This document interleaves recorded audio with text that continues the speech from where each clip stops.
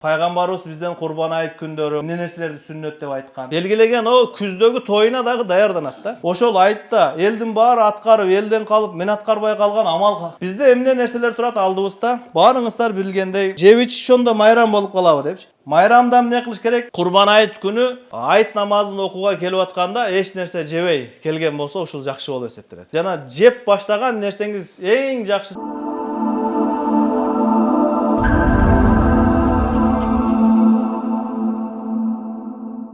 Аллах Таала бизге көп жакшылыктарын берип атат.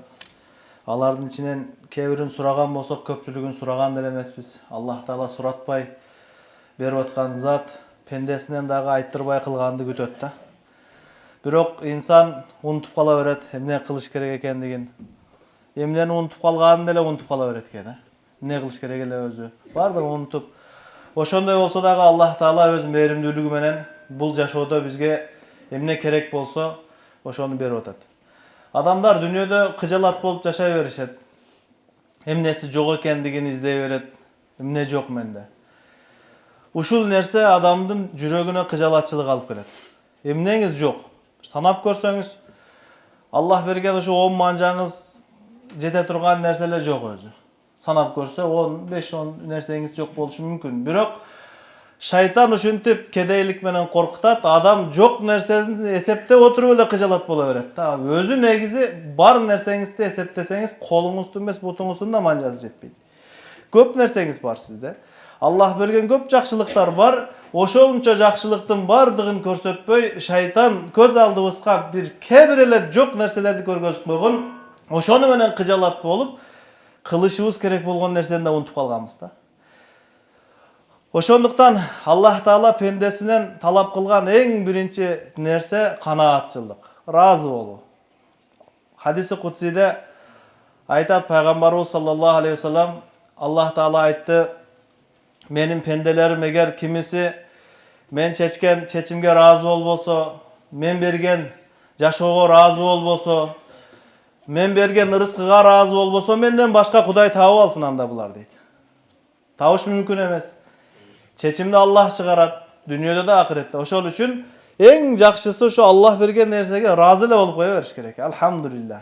Бир эле сөз жүрөгүңүздү тынчтантат, жашооңуз көзүңүзгө башкача көрүнүп баштайт. Алхамдулилlah. Жамгыр жаап атат, бирөөлөр кыжалат да. Жамгырсыз күндөр канча өттү? Бүгүн кече жамгыр жаап атыптыр. Мунун дагы кереги бар. Кичинекей көз караш менен, тар көз караш менен бул аламды карасаңыз кыжалат боло берет. Сизге жамгыр жаап үстүңүз суу болгонуна кыжалат болбоңуз. Тоого жамгыр жаап, малыңызга тоит болуп атат аякта. Сиздин малыңызга чөп болуп атат. Сиздин жашооңузга Аллах шарт түзүп берип атат. Эми ар дайым эле жер бетинде комфорт менен жашаш мүмкүн эмес да. Кичине бар бир кыжалатчылык болот. Ошол нерселерге разы болуп жашаш керек. Алхамдулилlah. Кайсыл адамдын көз карашы бул аламда тар болгон болсо, кыжалат боло берет. Бирөө айткан экен, бирөөгө кечиримдүү бол деп таргып берсе, кызыктыруу айтылса, тар көз караш менен эмне кечиримдүү болот экен мен? Жок, бирөө мени капа кылып аткан болсо, мен эмне кечирем ал адамды дейт. Анан мисал менен айтып берип, кара, сен да бирөөнү капа кыласың да, сен деле байкабастан бирөөгө ыза жеткиресиң да. Ооба. Ошол учурда ал адам дагы сени макул эчтеке эмес деп коюшун каалай белең. Ооба. Ал да сенден ушуну каалап атат да, сени капа кылган адам деп. Бир тараптуу карабаш керек дүйнөнүчү. Бул дүйнөдө сизге эле ыңгайлуу боло бербейт эч качан. Сизге ыңгай, өзүңүз үчүн ыңгайлаштырган шарттарыңыз кимдир бирөөгө ыза бергенде сабыр кылып разы болуп жашап атабы? Эми кимдир бирөө өзүнө ыңгайлаштырган маалда сизге дагы ыңгайсыз болуп калса, сиз дагы разы болуп кое бериш керек. Ушинтип келишип жашабасак, бул дүйнөдө жашаш кыйын. Могу жерде мына миңдеген адамдар отурасыздар. Ар ким миң түрдүү кыял бар да, миң түрдүү каалоо бар. Бардыгы бир негизге келбесе, бардыгы кечиримдүү, өзүнө келген зыянды кечирип койбосо, башка бирөөгө зыян берүүдөн этият болбосо, могу жерде мынча адам чогулуп отурушу кыйын болуп калат. Ошол үчүн бизге ушул сезим, ушул сыфат керек. Аллах Таала берген бизге ар бир нерсеге разы болуу. Дүйнөдө бир кичинекей кыйынчылык келди. Бир күн ооруп калдыңыз, 2 күн оорудуңуз, бир жума ооруп калдыңыз. Эмне болуптур? Оорубаган күндөрдү эле жүрдүңүз эле го. Ооруган күндөрү Аллах Таалага ден соолук бергендигине, ооруган күндөгү даттангандан көбүрөөк ыраазычылык, рахмат айттыңыз беле? Жок. Адамдар Аллах Таала бир нерседен сураса бербесе кыжалат болот да. Сурабасаң берген нерсени ойлоп ыраазы боло бербейсиңби? Ошол үчүн бул жашоодо жашаш жеңил болгону көз карашты оңдош керек. Бул ааламдагы биздин көз караш ушундай болсун. Аллах бергениге ыраазымын. Бизде бир нерселерди арман кылып алганбыз, алдыбызга максат кылып коюп алганбыз. Ал бизде жок, макул, бирок биздеги бар нерсе дагы кимдир бирөөнүн арманы да ал дагычы. Сиздеги ошо кээде жүрүп, кээде жүрбөй, кээде өзү, кээде түртүп жүргүзгөн машина бирөөнүн арманы ошол. Жок ошодо. А сиз андан жакшысын кыял кылып алгансыз. Ошол үчүн ыраазы эмессиз. Ошол үчүн жашоодо эчтеке жакпайт сизге. Бирөө машинаңыздын алдында өтүп кетсе да жакпайт, калып кетсе да жакпайт, жаныңызга турбаса да жакпайт да. Наразы. Уф деген үн ар бир 10 секундта бир жолу уф. Тажадым. Бул дүйнөдөн тажадым. Тажап эмне кылдыңыз? Кетип кала аласызбы дүйнөдөн? Анда кетип калсаң, өлүп калсаң, андан дагы оорураак болсочу ар жак. Себеби ал жака жумадан башка күн, айттан башка учурда ибадат кылган эмес учур болуп калышы мүмкүн. Бирөө айткан экен, мен үчүн шариятта, ислам дининде билишим боюнча 3 эле намаз бар деп ойлоп турмун дейт. Кайсы десем, жума, андан кийин 2 айт эле бар окшойт дептирмин дейт. Жок, андан башка намаздар бар, 5 маал намаз бар. Бир жумада бир эле жолу көрүнүп коюш, ислам дининде жашап атам дегенге жетишсиз болуп калат. Ошондуктан биз ушул нерселерге көңүл буруп, өзүбүздү дайыма Аллах Тааланын өкүмүн аткарууга машыгып, Аллах Таала бизден эмне талап кылып жатат? Мусулмандын артыкчылыгы ушул. Алдын ала Аллах Таала мындан эмне талап кылып жаткан экендигин изилдеп, илимин билет. Ошол үчүн учурдун илимин билип алуу парз болуп эсептелет. Бизде эмне нерселер турат алдыбызда? Баарыңыздар билгендей, жакында айтылып жарыяда болду. 27 май күнү Курбан айт намазын окуйбуз деп жарыя болду. Эми Курбан айт болуп атат экен. Курбан айт дегенде кимдин кыялында кандай нерсе орунда алды? Ким кандай түшүндү Курбан айтты? Бирок пайгамбарыбыз бизден Курбан айт күндөрү ошол учурга байланыштуу эмне нерселерди сүннөт деп айткан. Бизден ошол учурга таандык эмне нерселер кылуу милдеттендирилген. Ушул нерсени билип аткарып жүрүү мусулмандын сыфаты болот. Адам баласы белгилеген о күздөгү тоюна дагы даярданат да. Мындай кылыш керек, тигиндей кылыш керек, пландары улам сайын өзгөрөт. Эмне үчүн бир күндүк тойду бир жакшы өткөрүп алайын деген өзүнүн кыялы менен. Эми бир күндүк Курбан айт. Кийинки Курбан айтта ким бар, ким жок Аллах билет. Ошол Курбан айтты жакшына өткөрүп алыш үчүн айт майрамды эмне кылышыбыз керек? Ошол айтта элдин баары аткарып, элден калып, мен аткарбай калган амал калып кетпесин. Ошо мен эмне кылышым керек? Ошону билип алуу зарыл. Аллах Таала Бакара сүрөсүнүн 203-аятында айтат: "Вазкуруллаха фи аямин мa'дудат."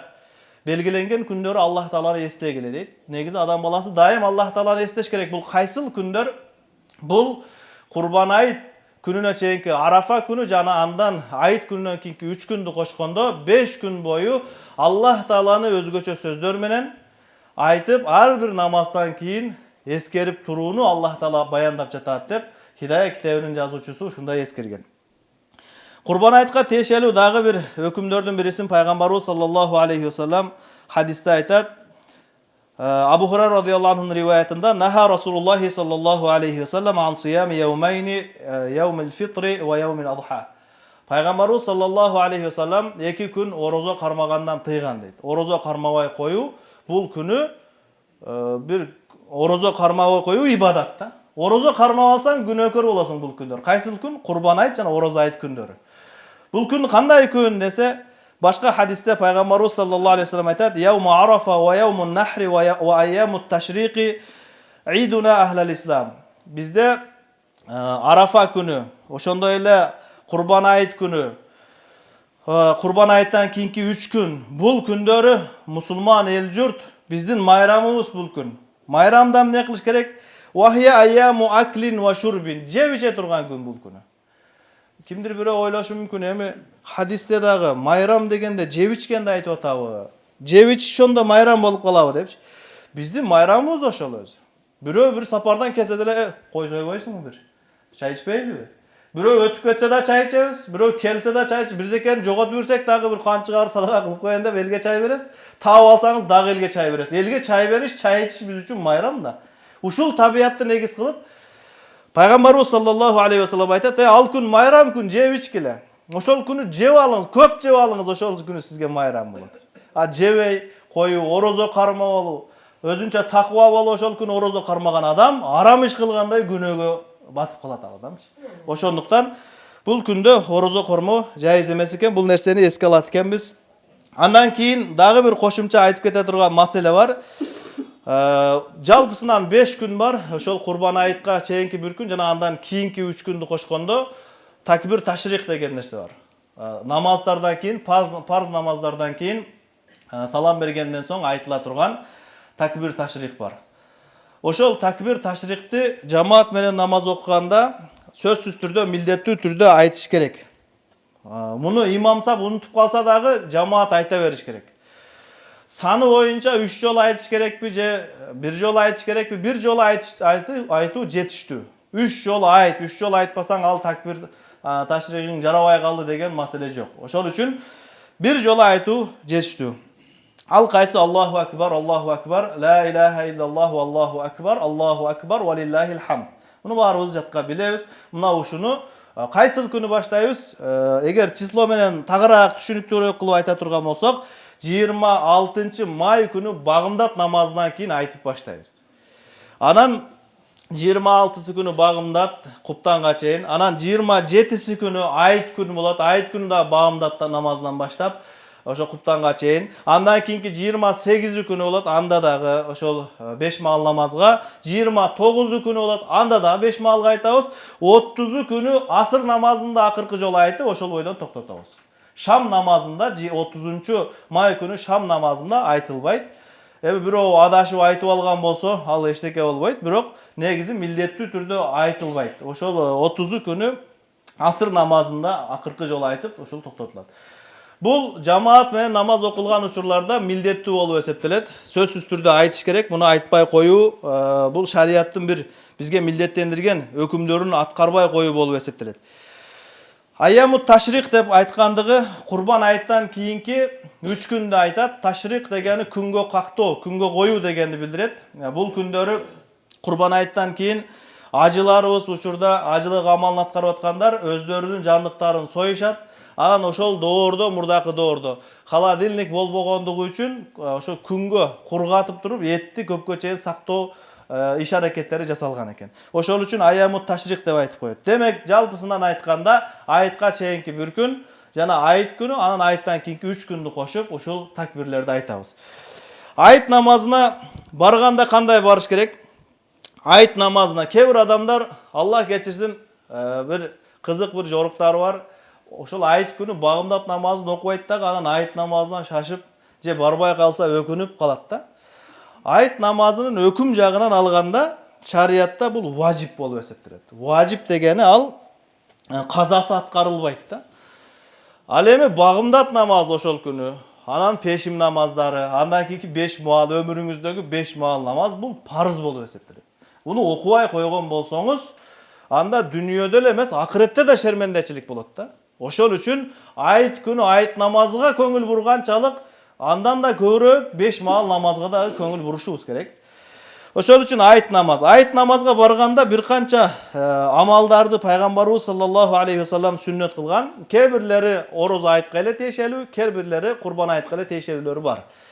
Курбан айтка тиешелүүлөрүнөн Курбан айт күнү айт намазын окууга келип атканда эч нерсе жебей келген болсо, ушул жакшы болуп эсептелет. Эч нерсе жебей, жана жеп баштаган нерсеңиз эң жакшысы эгер союлган курбанчылыктын этинен, шорпосунан ичип баштаган болсоңуз, андан да жакшыраак болот. Бул күнү эч нерсе, орозо айтта бунун тескериси. Орозо айтта бир таттуулук бир нерсе жеп келген жакшы болуп эсептелет. Андан кийинки айт намазына келгендеги сүннөттөр, себеби бир жуманын ичинде айт намаз болуп калат экен, айтка бардыгыбыз келебиз, ошол учурда көңүл бура турган нерселер. Андан кийинкиси жуунуп келген болсо, айт намазы үчүн жуунуп тазаланып келген болсо, бул пайгамбарыбыз саллаллаху алейхи вассаламдын улуу сүннөттөрүнөн болуп саналат. Андан кийин дагы бир сүннөттөрүнөн ошол айттын түнүн ибадат менен өткөрүп, Аллахка жалбарып, Аллах Таалага кайрылып өткөргөн болсо, анда бул да жакшы амалдардан болот. Андан кийинкиси мисвак колдонуу. Мисвак колдонуу Жалпысынан айтканда эл чогулган жер болгондугу үчүн табияттан дагы пайгамбар алейхисалам сүннөт кылган нерселер ушу жууну, оозуңуздун жана бардык нерсе бир дене мүчөлөрүңүздүн тазалыгына көңүл буруп келүү. Мынча көп адам чогулгандан кийин сиздин себебиңизден башка бир адамдарга бир ыза жетип калбаш керек. Андан кийинкиси бир атыр колдонуу. Атыр колдонуп, бир атыр кандай болуш керек? Кийимиңиз өзүңүзгө жарашкандай, жаккандай ала бериңиз. Эмне тамакты өзүңүзгө жаккандай жеңиз, бирок атыр колдонгондо башка бирөөлөргө ыза жетпей тургандай атырларды колдонуш керек болот да. Анан атыр колдонуунун адеби мына ушундай. Сиздин жаныңыздагы отурган адамдар мындай эмес да, жагымсыз жыттан эле адам кыжалат боло бербейт. Баягы жаман жыттан. Жакшы життеп сүртүп алган атырыңыздан да жаныңыздагы адам кыжалат болуп калышы мүмкүн. Ошондуктан аны дагы чеги менен. Андан кийинкиси жакшы кийимдерин кийип келсе айт намазына. Себеби бул дагы пайгамбарыбыз хадисте баса белгилеп айткан нерселерден. Жакшы кийим деп атабыз. Жаңы кийим болсого ал да жакшы.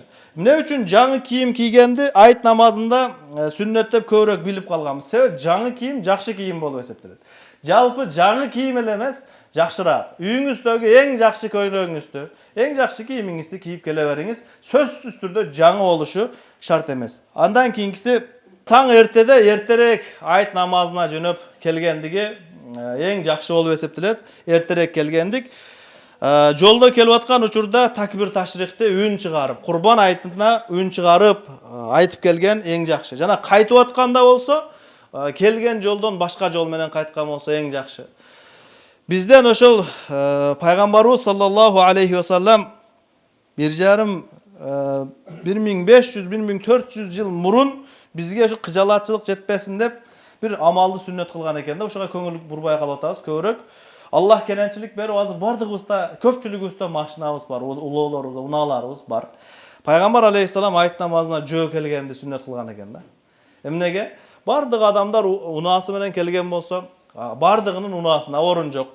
Эптеп бир орунга коюп алган болсо, эч ким чыга албай, айт күнү, айт бир саат 8-дерде окулган болсо, пешимге чейин ошол жерде очеред, жол тыгын чыга албай кыйналабыз. Ошол үчүн пайгамбарыбыздын сүннөтүнө амал кылып, мүмкүнчүлүк болсо, таң эртеде эртерээк чыгыңыз, жөө чыгыңыз, Аллахтын үйүндө мен айт намазын окуп келейин. Жолдо келсеңиз эмне болот? Ар бир жолдун башында фериштелер туруп алып сизди куттуктап турган учур болот. Ошондуктан пайгамбар алейхисалам бизге ушул жеңилчилик болсун деп ушул нерсени сүннөт кылгандай кудум. Жөө келгенибиз эң жакшы. Өзү 1,5 километрден 1 километрден келсек, анан кийин анда да улоо унаабызга минип алган болсок, бул кичине жалкоолукка жакын болуп калат да. Бирөө айткан экен, мен таң калам кээ бир жаштарга деп. 1,5 километр үйүнөн 1,5 километр алыстагы спорт залга унаа менен барат дагы, анан кийин 10 километр спорт залынын ичине чуркайт депчи. Ошону жөө бар, ошол деле ден соолугуңа пайда эмеспи? Ошол үчүн унаабыз барлыгы Алланын берекеси, Алланын берген жакшылыгы, макул бар экен. Ошол күнү ал дагы бир эс алсын айттын урматына, сиз жөө келип алыңыз. Ошол күнү мына шаарыбызда дагы бекер маршруткаларды уюштуруп коюшкан. Ошол бекер маршруткада келе албай калат да, жолдун бардыгы унаа менен толуп калган учур болуп калат. Ошондуктан ушул нерсеге бир көңүл бурсак, жөө келсек, баягындай тыгын учурлар дагы азыраак болот. Андан кийинкиси хутба болот. Айт намазынан кийин билесиздер, жума намазында жуманын парзына чейин хутба болот. Айт намазында айт намазынан кийин хутба болот. Ошонун адептеринен ошол хутбага түшүнбөсөңүз дагы арабча болсо да катышкан сүннөт экен да. Намаз имам салам берип бүткөндөн кийин бардыгыбыз чыкканга аракет кылсак, эч кимибиз чыга албай калабыз андачы. Ошондуктан имам сап хутба айтып атканда бардыгыбыз адеби ушул угуп койсок, толук катышсак, Аллах Таала биздин ошол окуган айтыбызды берекелүү кылып, дүйнө акыретте бир бактылуулугубузга, сооп сыйлыгыбызга себеп кылат. Аллах Таалам баарыбызга амал кылуу насип кылсын. Ва ахиру давана анил хамдулиллахи роббил аламин.